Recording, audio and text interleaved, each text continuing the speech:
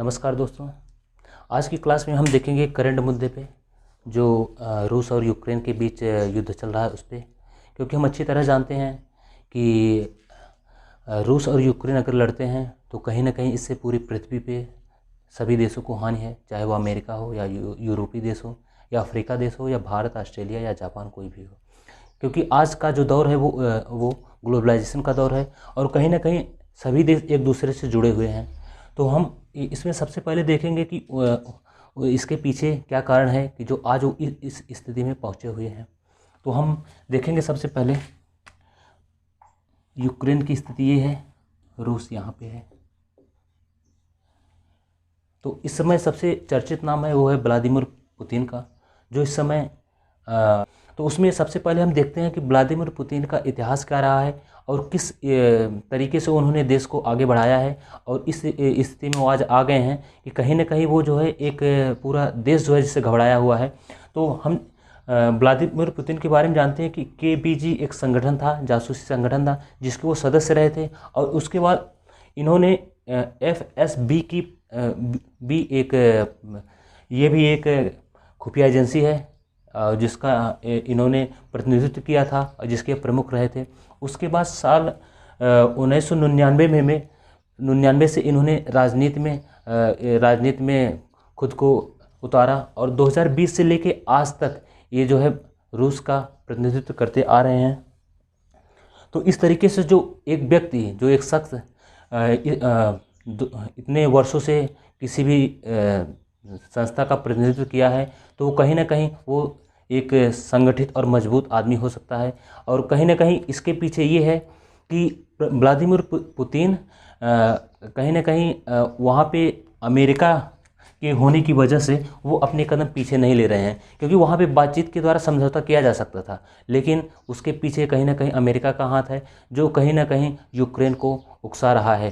तो यूक्रेन को भी ये चीज़ समझनी चाहिए कि आज सिर्फ उसके नागरिक का, उसके देश का और उसका स्वयं का नुकसान है। इसके पीछे ना अमेरिका का नुकसान होगा, ना कोई किसी और देश का नुकसान होगा। तो हम देखते हैं कि यूक्रेन जो है किस तरीके से बना है। 1991 में जब USSR का संगठन विघटन हुआ, उसके बाद USSR से 15 देशों का जन्म हुआ और इन्हीं 15 देशों में यूक्रेन भी था। और वो देश कौन कौन से थे?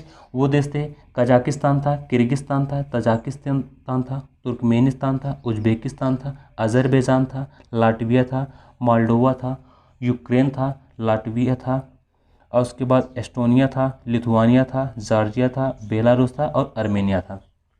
इस तरीके से इन 15 देशों का जन्म हुआ USSR के विघटन के परिणाम स्वरूप और उसी 15 देशों में यूक्रेन था। यूक्रेन और रूस के अच्छे संबंध थे, लेकिन कहीं ना कहीं जब दो देशों के बीच में अच्छे संबंध रहते हैं, अगर तीसरा देश एंट्री मारता है तो कहीं ना कहीं चीज़ें बिगड़ती हैं और वही चीज़ आज इस स्थिति में पहुंच गई है। क्योंकि यूक्रेन को आज स्थिति में लाने के पीछे नाटो और यूरोपीय यूनियन और अमेरिका कहीं ना कहीं पूरी दमखम के साथ लगे हुए हैं। तो हम देखते हैं कि इसके पीछे आज स्थिति क्या है। यहाँ पे एक छोटा सा द्वीप है क्रीमिया, जो यूक्रेन का भाग था। 2014 में रूस ने इस पर कब्जा कर लिया। इसके पीछे रूस ने ये तर्क दिया कि यहाँ की जो जनता है वो रेफरेंडम चाहती है, वो आज़ादी चाहती है और इसी को लेकर रूस ने इसको खुद अपने क्षेत्र में मिला लिया। और इसके पीछे रूस का ये कहीं ना कहीं दूरगामी सोच थी कि वो ये जानता था कि क्रीमिया जो है कहीं ना कहीं प्राकृतिक संपदा क्षेत्र है और इसको अपने क्षेत्र में मिलाने से और उसकी स्थिति और अच्छी हो जाएगी। यूक्रेन के पूर्व में 2 क्षेत्र हैं जिसे लोहांस्क और दोबांस्क कहते हैं। एक मिन्स्क समझौता 2014 में हुआ था। इस समझौते के तहत दोनों देशों ने निर्णय लिया कि अगर कोई भी या किसी भी देश का क्षेत्र वहाँ के लोग यदि रेफरेंडम करना चाहते हैं, अगर वो किसी या अपने देश से अलग होना चाहते हैं तो वो हो सकते हैं। अगर उसके बीच में वही देश अगर चाहे कि नहीं, आपको अलग नहीं होना है, तो इसके लिए वो दूसरे देश से सहायता ले सकते हैं। तो इसीलिए दोबांग क्षेत्र को रूस ने स्वतंत्र देश घोषित कर दिया और उसके बाद यूक्रेन ने इस पे दबाव बनाया। दबाव के परिणाम स्वरूप रूस ने जो है यहाँ पे अपनी सेना लगा दी कि ये जो देश स्वतंत्र देश हैं इस पे आप जो है आक्रमण नहीं कर सकते या दबाव नहीं बना सकते। इन सब परिणाम के स्वरूप आज जो है दोनों देशों ने युद्ध की घोषणा कर दी है। अब इसके बाद हम देखते हैं यहाँ पे एक छोटा सा देश मालडोवा है। मालडोवा और यूक्रेन की सीमा सटी हुई है और उसी के जस्ट बीच में एक क्षेत्र पड़ता है जिसको भी रूस ने स्वतंत्र देश घोषित कर दिया। अब देखिए यहाँ पे स्थिति आज की ये है,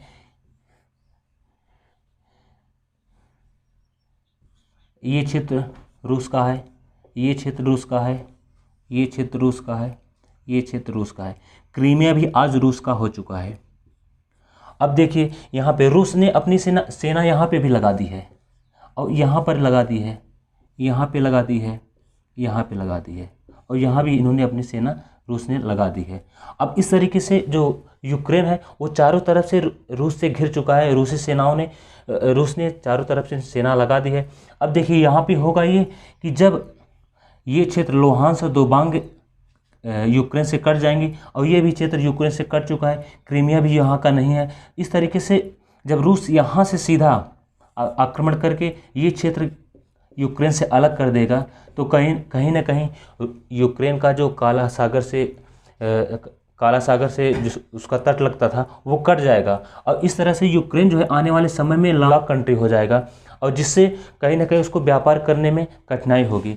तो इस तरीके से यूक्रेन को खुद अभी समझना चाहिए कि वो कहाँ पे है और उसको कहाँ जाना है, क्योंकि यूरोपीय यूनियन और अमेरिका ने तो उसको भड़का दिया, लेकिन उसकी सहायता करने के लिए आज की स्थिति में कोई नहीं आ रहा है, क्योंकि सबको पता है। पहले तो वो ये कह रहे हैं कि पहले आप नाटो की सदस्यता लीजिए, उसके बाद हम आपकी सहायता करेंगे। लेकिन अगर वो नाटो की सदस्यता ले लेता है तो उसके बाद रूस जो उसकी स्थिति करेगा वो कहीं ना कहीं दुर्लभ हो जाएगी। लेकिन इसके पीछे अगर नाटो की सदस्यता ले लेता है तो वो अच्छी स्थिति में आ जाएगा, क्योंकि उसके बाद नाटो के सभी सदस्य देश और अमेरिका भी उसमें आता है।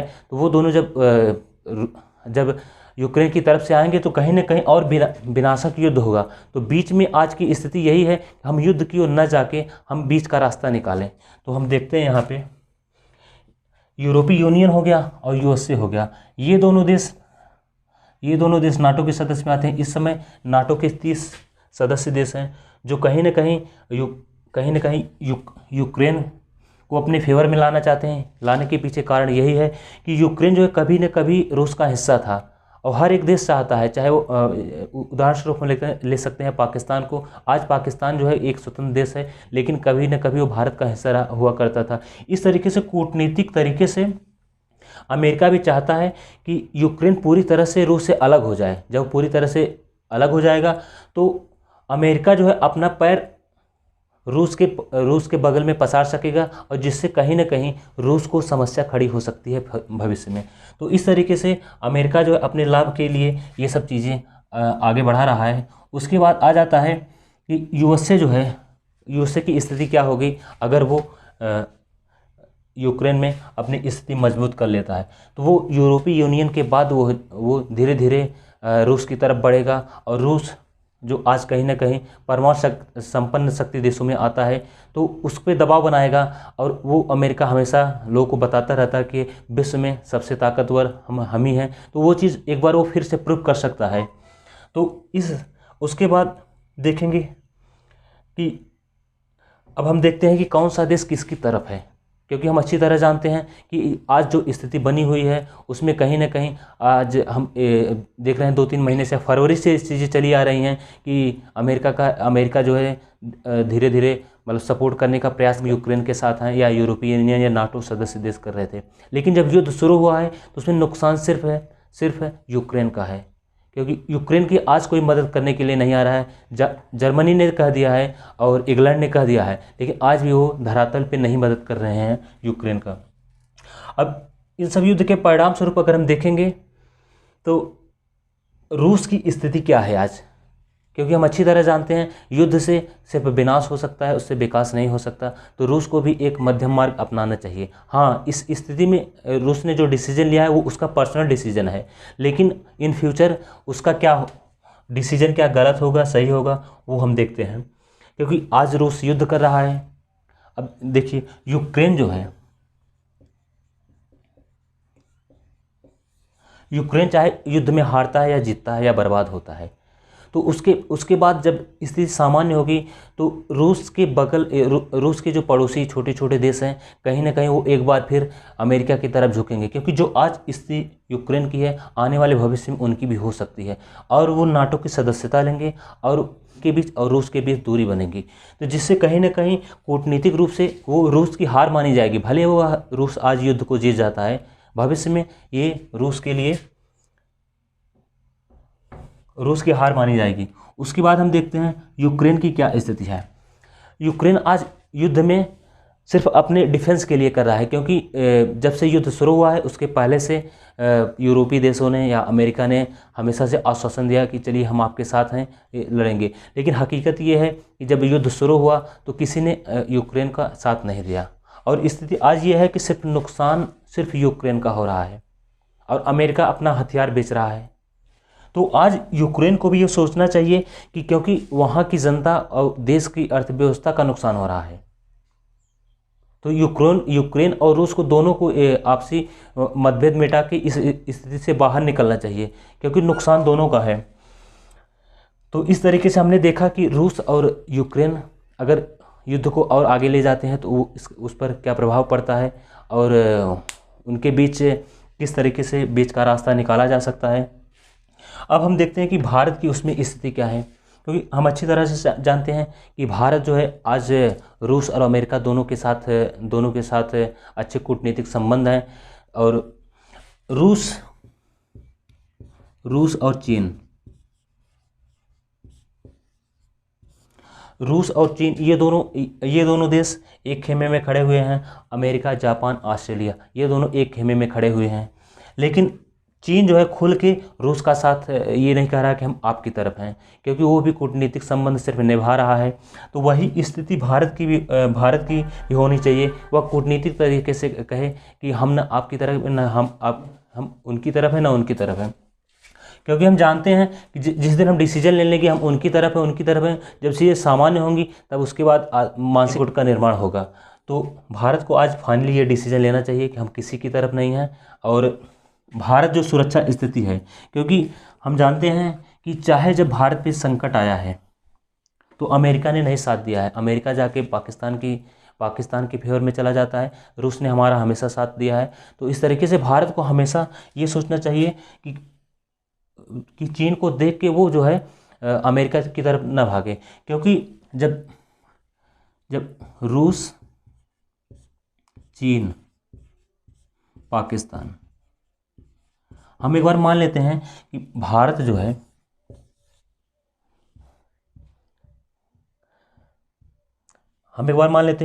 जो है आज अगर रूस का साथ दे देता है तो कहीं ना कहीं हम देखेंगे कि भारत, रूस और चीन दोनों एक खेमे में आ जाएंगे।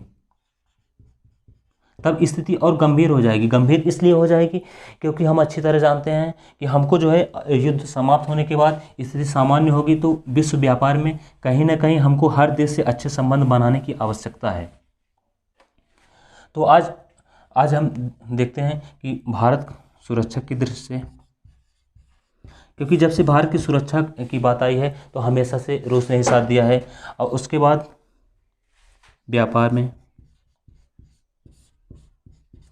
व्यापार में आज की स्थिति ये है कि जो सनफ्लावर सूर्यमुखी है, इसका जिससे रिफाइन बनाया जाता है, इसका 80% आयात भारत कहाँ से करता है? यूक्रेन से करता है। तो जब युद्ध की स्थिति हो चुकी है तो अब क्या होगा कि भारत वहाँ से ये चीज़ आयात नहीं कर पाएगा, जिससे क्या होगा कि यहाँ पे जो सरसों का तेल है वो महंगा होगा। और उसके बाद क्या है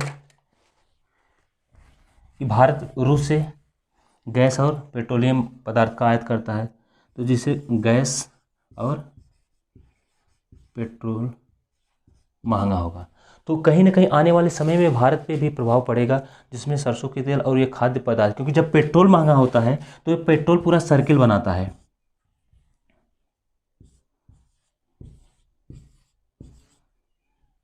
जब पेट्रोल महंगा होगा तो यातायात महंगा होगा, यातायात महंगा होगा तो माल भाड़ा महंगा होगा, जब माल भाड़ा महंगा होगा तो कहीं ना कहीं उसके लिए ज़्यादा मतलब चार्ज करना पड़ेगा। तो कहीं ना कहीं एक तरीके से सर्किल बन जाएगा। तो आने वाले समय में भारत पे भी ये होगा कि भारत में जो है महंगाई बढ़ेगी। तो इसके लिए भारत को भी तैयार रहना चाहिए। और इस तरीके से